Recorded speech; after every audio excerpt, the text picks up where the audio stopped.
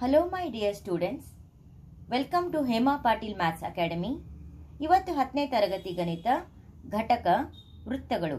ಇದರಲ್ಲಿ ವೃತ್ತಗಳ ಮೇಲಿನ 2ನೇ ಪ್ರಮೇಯದ ಬಗ್ಗೆ ಇವತ್ತು ನಾವು ವಿಡಿಯೋದಲ್ಲಿ ಚರ್ಚೆ ಮಾಡೋಣ. ಈ ಒಂದು ಪ್ರಮೇಯ ಬಹಳಷ್ಟು ಎಕ್ಸಾಮ್ಗಳಲ್ಲಿ ಕೊಟ್ಟಿರ್ತಾರೆ. ಇದು ಬಹಳ ಮುಖ್ಯವಾದ ಒಂದು ಪ್ರಮೇಯ, ಇಂಪಾರ್ಟೆಂಟ್ ಪ್ರಮೇಯ. ಇದ್ರ ಬಗ್ಗೆ ನಾವೀಗ ಚರ್ಚೆ ಮಾಡೋಣ.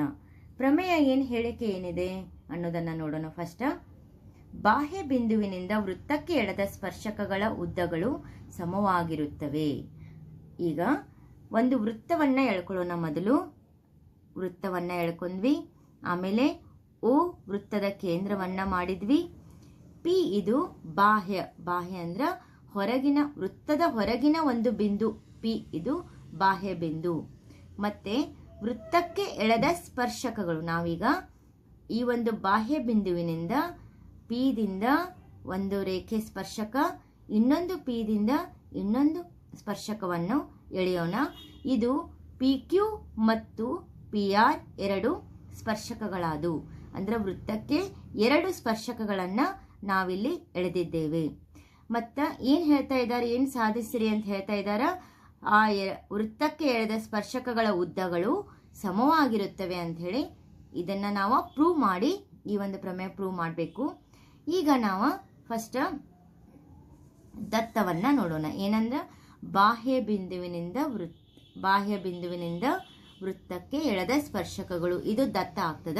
ಅಂದ್ರ ದತ್ತ ಓ ವೃತ್ತ ಕೇಂದ್ರ, ಪಿ ಬಾಹ್ಯ ಬಿಂದು, ಪಿ ಕ್ಯೂ ಮತ್ತು ಪಿ ಆರ್ಗಳು ಬಾಹ್ಯ ಬಿಂದು ಪಿ ನಿಂದ ಎಳೆದ 2 ಸ್ಪರ್ಶಕಗಳು. ಇದು ವೃತ್ತದ ದತ್ತ ಆಯಿತು. ಈಗ ಸಾಧನೀಯ ಏನ್ ಮಾಡಬೇಕು ಅನ್ನೋದನ್ನ ನೋಡೋಣ. ಸಾಧನೀಯಕ್ಕಿಂತ ಮುಂಚೆ ರಚನೆ ಹೇಳ್ತೇನೆ. ಇದು ಸ್ಟೆಪ್ ಬೈ ಸ್ಟೆಪ್ ಹೀಗೆ ಬರಿಬೇಕು. ದತ್ತ, ಸಾಧನೀಯ, ರಚನೆ, ಸಾಧನೆಯೇ ಬರಿಬೇಕು. ರಚನೆ ಯಾಕೆ ಹೇಳ್ತಾ ಇದ್ದೇನೆ ಅಂದ್ರೆ, ಮೊದಲನೇ ಇದು ಗುರ್ತಾಗಬೇಕಲ್ಲ ನಾ ಏನ್ ಮಾಡೇನಿ ಅಂತ ಹೇಳಿ. ನಾವೇನ್ ಮಾಡ್ಕೋಬೇಕು, ಈಗೇನು ಸಾಧಿಸ್ಬೇಕು ನಾವು, P Q is equal to P R. ಅಂದ್ರ ಪಿ ಕ್ಯೂ ಸ್ಪರ್ಶಕ ರೇಖೆ ಪಿ ಆರ್ಗೆ ಸಮ ಇದೆ ಅಂತ ಹೇಳಿ ನಾವು ಪ್ರೂವ್ ಮಾಡಬೇಕಾದ್ರೆ ನಾವಿಲ್ಲಿ ರಚನೆಯನ್ನ ಮಾಡ್ಕೋಬೇಕು. ಏನಂದ್ರ ಓದಿಂದ ಪಿಗೆ ಒಂದು ರೇಖೆ ಎಳ್ಕೋಬೇಕು, ಮತ್ತೆ ಓ ಕ್ಯೂ ಮತ್ತು ಓ ಆರ್ 2 ರೇಖೆಗಳನ್ನು ಎಳೆದು ಸೇರಿಸ್ಕೋಬೇಕು. O P, O Q, O R ರೇಖೆಗಳನ್ನು ಎಳ್ಕೋಬೇಕು, ನಾವು ಸೇರಿಸಬೇಕು. ಈಗ ಸಾಧನೆ ನೋಡೋಣ. ಸಾಧನೆ, ಈಗ ನಾವಿಲ್ಲೇ ಓ ಕ್ಯೂ, ಓ ಆರ್ ಮತ್ತು ಓ ಪಿ ರೇಖೆ ಎಳೆದಾಗ ನಮಗೆ 2 ತ್ರಿಭುಜಗಳು ದೊರೆಯುತ್ತವೆ. ಅವು ಯಾವಪ್ಪ ಅಂತಂದ್ರ ತ್ರಿಭುಜ ಓ ಕ್ಯೂ ಪಿ ಮತ್ತು ತ್ರಿಭುಜ ಓ ಆರ್ ಪಿ ಗಳಲ್ಲಿ. ಅಂದ್ರೆ ಇವೆರಡು ಏನು ಲಂಬರೇಖೆಗಳ ಆಗಿದ್ದಾವೆ, ಅದಕ್ಕೆ ಲಂಬರೇಖೆಗಳನ್ನು ಎಳ್ಕೊಂಡೀನಿ. ಈಗ ಇವೆರಡು ತ್ರಿಭುಜಗಳಲ್ಲಿ cone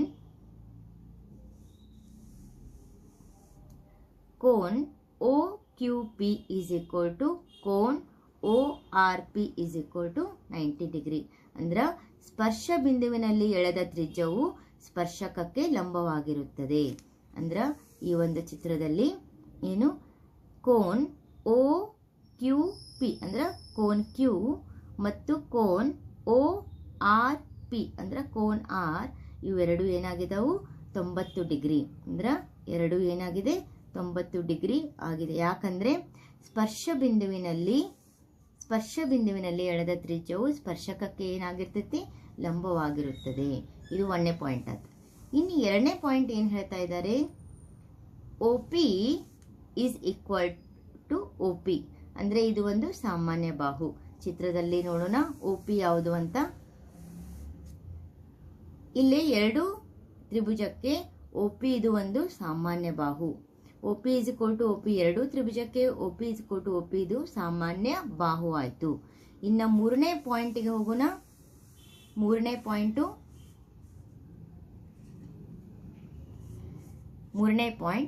O Q is equal to O R, ಇದು ಒಂದೇ ವೃತ್ತದ ತ್ರಿಜ್ಯಗಳು. ಈಗ ಚಿತ್ರದಲ್ಲಿ ನೋಡೋಣದ O Q is equal to O R ಇವೆರಡು ವೃತ್ತದ ಎರಡು ತ್ರಿಜ್ಯಗಳಾದವು. ಅಂದ್ರೆ ಓ ಕೇಂದ್ರದಿಂದ ವೃತ್ತದ ಯಾವುದೇ ಬಿಂದುವಿಗೆ ಎಳೆದ ರೇಖೆ ಏನಪ್ಪ, ಎರಡು ತ್ರಿಜ್ಯಗಳು. ಮುಂದೆ 4ನೇ ಪಾಯಿಂಟು, ಆದ್ದರಿಂದ ನಾವೇನು ಸಾಧಿಸಿದ್ವಿ ಇಲ್ಲಿ, ತ್ರಿಭುಜ ಒ ಕ್ಯೂ ಪಿ ಸರ್ವಸಮ ತ್ರಿಭುಜ ಒ ಆರ್ ಪಿ.